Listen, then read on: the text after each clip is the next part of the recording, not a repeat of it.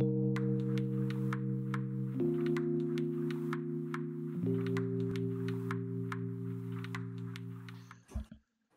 this is Chris from Clever Unicorn Games and the Unicorn Collective, back with another one of our designer interviews.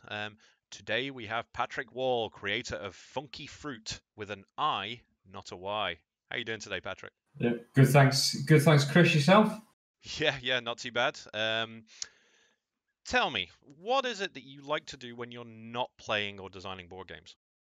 When I'm not being funky, most of the time, which is most of the time, going to the gym under lockdown circumstances. That means home workouts, trying to adapt to life under lockdown. Learning languages. Yeah, big fan of learning Spanish. I think it's good for the brain. Tried Japanese, tried Chinese, but that sort of fell by the wayside. It's a very difficult language to learn. What else? Playing board games. Nothing delights me more than to open a board game on a rainy or a sunny day with a beer in hand. What's your favourite game? It's a very good question. I've thought long and hard about this before, actually. The game that got me into games was Catan, but without being too cliche. I mean, that got me into board games as a sort of a gateway game. But favourite, probably Sheriff of Nottingham with a group of friends, because it's got a beautiful bluffing element to it. And it's always a tension of sort of standing off against your friends and is he or is he not bullshitting, you know. There are other games that scratch that itch for me. Cockroach Poker, you know, smaller version, fantastic little game to take away. But I think, you know, as a game, as if I had to pick one game, it probably would be Sheriff of Nottingham. That's a good choice. I do like Sheriff of Nottingham myself. Yeah, I've just picked up the Merry Men expansion, so hoping to add a little bit to the game. And I know they've just done a reprint, so yeah, it's stood the test of time because lying always does, doesn't it? So there we go. What games inspired you to start designing games? I think in particular. Yeah, I think games that have inspired Funky Fruit. There's two actually. First is Sushi Go, with the element of a set collection where you've got different cards that score different amount of points in combination. So that's kind of a strong influence on Funky Fruit in terms of that sort of core mechanism. And secondly, there are swarms in Funky Fruit, which are effectively an in-game timer. And I guess inspiration for that for me was drawn from the likes of, you know, Pandemic, where you've got the epidemic cards and they appear and something big happens in the game.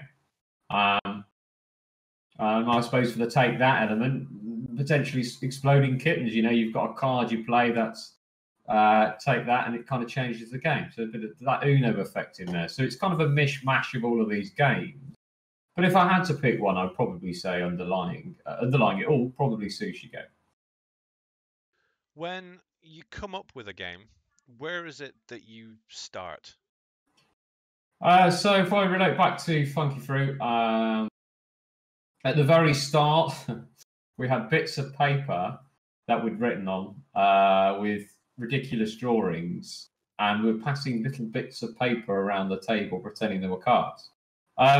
But I'd probably advise starting with a blank, if it's a card game, a blank set of playing cards, drawing on those cards, and testing the viability of the game. You know, if it were a board game, you'd be starting with, you know, makeshift components. I wouldn't go straight to Tabletop Simulator, for example, where we are now and doing testing. I'd probably test the dynamic behind closed doors in sort of some physical way before sort of progressing it further, just for proof of concept, really.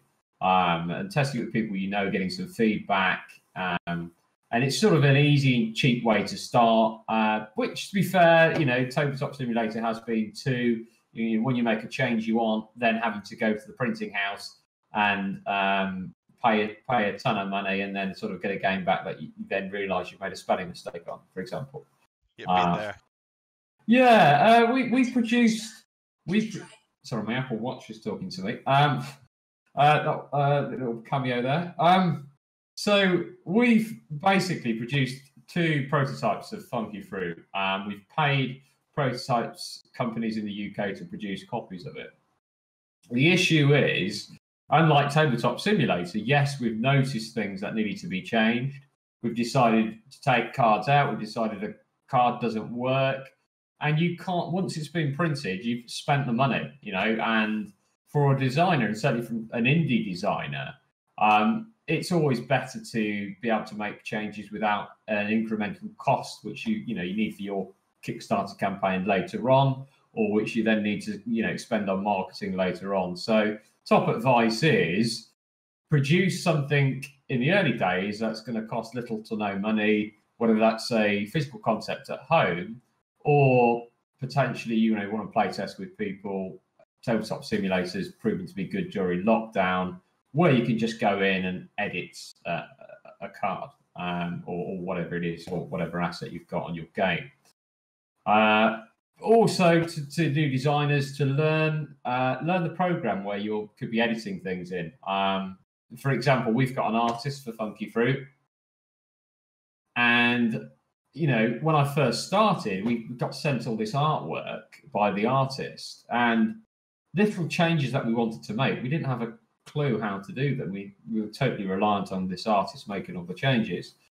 But over the course of the last year and a half, I've become quite proficient in Adobe Illustrator, so that any little changes that we need to make can be made by ourselves. We're not totally reliant on somebody else's schedule. And I mean, I can't draw. I draw stickmen. I'll be perfectly honest. But I can make text changes to cards. I can, alter shadows. I can alter images and sort of fuel our Instagram. So yeah, learn the software that that your artist, whether that's yourself or somebody else, is using to edit your artwork, and save yourself some time by making little changes to your assets yourself where possible. Because you don't always need new artwork to do that. Yeah, you're spot on with that. I mean, I'd learned so many things when we were making Weird Alchemy, just from getting the PSDs of the art, with the different layers, and then being able to just move things around. Just it helps you then understand how Photoshop works to move things around. It 100%. really is useful. Yeah. So whether that's Photoshop, Illustrator, whatever program you're using, you're totally right. If you just get really, really familiar with it, super familiar with it, read the guides online, watch YouTube videos, you're going to save yourself cost and time later on without being necessarily reliant on somebody else to make those changes for you. So in a way, I mean, you've answered. The next question was going to be, have you taken a game to market through Kickstarter or whatever? Have you any anecdotes for the process? You've just given us a load there. There you go. So that's the next question answered as well. Have you played a game that you really didn't like? You'd have to name the game, but have you played a game that you really didn't like, and what were the mechanics that really put you off that game? So I've obviously played a few games that I didn't like in the past, but to be candid with you, I think whether or not you like a game is also whether or not your group end up adopting a game. So if you've got a group of people that come together, and for example, my gaming group like party games, they're like smaller games, filler games, some larger games, but generally no more than an hour and a half in terms of concentration time. If you review games online and sort of do your homework, get a game and then open the box, you're halfway through reading the instructions and your group just doesn't take to it. They're on their phones, they're watching YouTube videos, anywhere else but listening to you reading the instructions.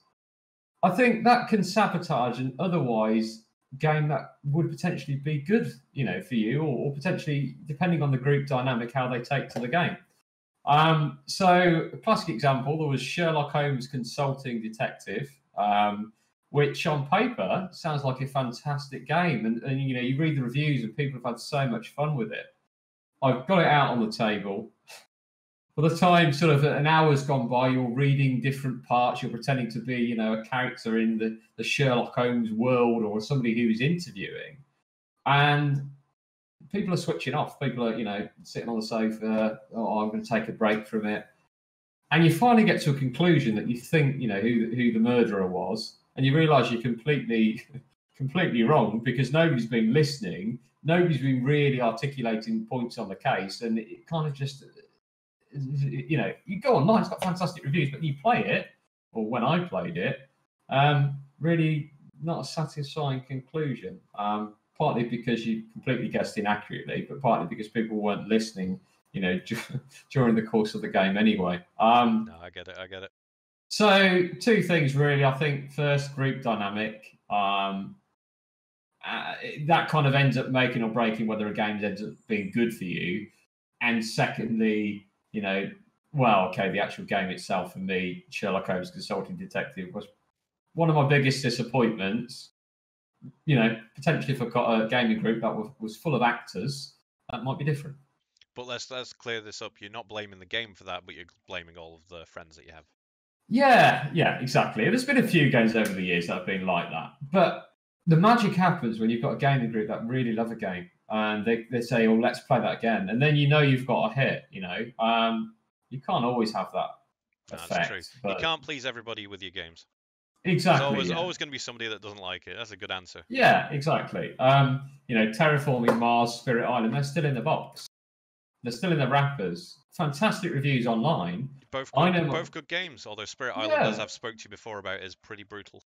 No, I'm sure it is, and I really, really want to get them to the table, but I've got a group that is just not going to happen. So I'm waiting for the day where I kind of get a secondary group that do want to play it, or a very rainy day where you know I can commit someone to want to sit down and play with me.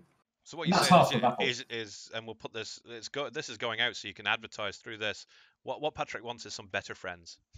I mean, that would be nice. No, they come around and drink my beer anyway. So, you know, I think the key is if you're going to consume alcohol when you're playing the games, start with the heavier games. Don't wait until the end of the night where people are 3 or 4 beers in and, you know, the focus just goes. I think that's probably, that definitely has an effect on the type of games you end up playing as well. What are you working on right now? So at the moment, with Funky Fruit, believe it or not, just put a DJ deck on a Mango. But as you do, early hours of the morning jobs, a lot of editing on Illustrator. We're introducing some new swarms into the game, courtesy of yourselves and the feedback we received recently, which has been very useful. Playtesting, was that? Yes, designer playtesting. So I don't mean to pitch it too much, but designer playtesting is great. You know, we've got some really useful feedback. We're making big changes to our game as a result of it, which I think is going to help it in the long term. Clearly, this year we can't be going to any events. We did want to go to the UK Expo, which is a fantastic event, and I'd encourage all designers to go to because you know you can even do free playtesting there. But you know, in light of that, we'll be preparing to go on Kickstarter, preparing to alter and play test on Tabletop Simulator. We're continuing to do that. We're working on 2 to 3 player, making that a better experience. Because, you know, ironically, we had the Funky Fruit. It was fun. It was a good game, but we got feedback in the early days from the likes of different board game companies out there. We'd sent the card game off to a few companies, and some of the early feedback was, this game's great, but at 5 to 6 players, we're running out of cards. You need to up the card count. So of course we increased the card count, and then we realised we'd broken the 2 to 3 player game because it goes on for too long. So then we've now had to go back to the drawing board, produce, make it work for 2 to 3 players, but make it work for 4, 5, and 6 as well. I think it's so easy to be so fixated on trying to get a maximum number of people that can play your game, but then ultimately neglect, the 2 to 3 player count or a higher player count in contrast, that whereby it doesn't really work at all, and you kind of want to make the game work as much as possible across all player counts, in my opinion. What is one piece of advice you would give to anybody thinking of starting out designing games? So I would say, if I had to go back and do it all again from the very start, Play test the hell out of it. Don't expend money on prototyping physically until you know things work, and so that's where Tabletop Simulator comes in, and that's where testing on bits of card works as well, because otherwise you're going to go through unnecessary expense, and you're going to want to change things. You're going to want people to break it. You're going to notice mistakes. So even when you think you've got something, the perfect product, don't go straight to print. Get the feedback you need. Come to the likes of the designer playtesting group to have it tested by designers, or just play test with people who aren't going to be biased. Not just your friends and your family. Go to people you don't know so well, so that they can give you real, honest, candid feedback. Members of the public. Brilliant. Well, thank you for coming and talking to me today, Patrick. This was You're brilliant. welcome. I'll just show you my T-shirt, if I may. Yeah, go ahead. Show us your T-shirt. This is the dragon fruits in Funky Fruit. Well, doesn't have the flames on it yet, but there we go. You probably can't see the back, can you? Yeah, I can see it. There we go. Just a nice little cameo there for Funky Fruits. Keeping it real. Thanks very much, Chris. Good to speak to you.